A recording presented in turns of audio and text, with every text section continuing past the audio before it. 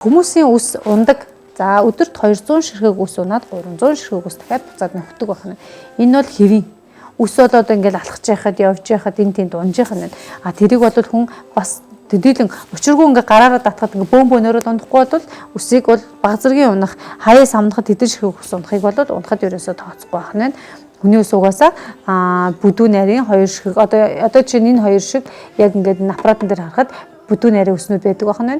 Энэ бол нас бие гүйцсэн бүдүүн ус, энэ бол baby hair ус, жижиг ус. Энэ үснүүд нас бие гүйцээд ургаах хугацаанд дүүрээд унжихад дараагийн ус нь ургаж идэг байна. Тэгэхээр бид нэр ерөөсөө багахан хэмжээнд унж байгаа уналтыг бол ерөөсөө уналтыг тооцож болохгүй.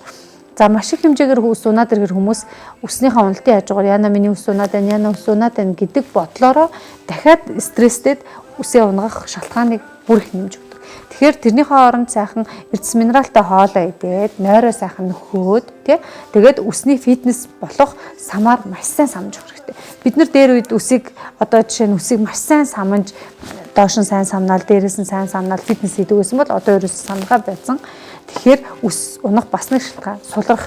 Хуухны булцуунаас үсэн сулрахын юм том шалтгаанууд. Тэгэхээр бид нар үсэндээ массаж хийж, угаахтаа массаж хийж, самнаж, өглөө таяад ингээд толгой молгоо хүзүү сайхан байрч эднэр бол бидний үсний арсны массаж болж өгдөг.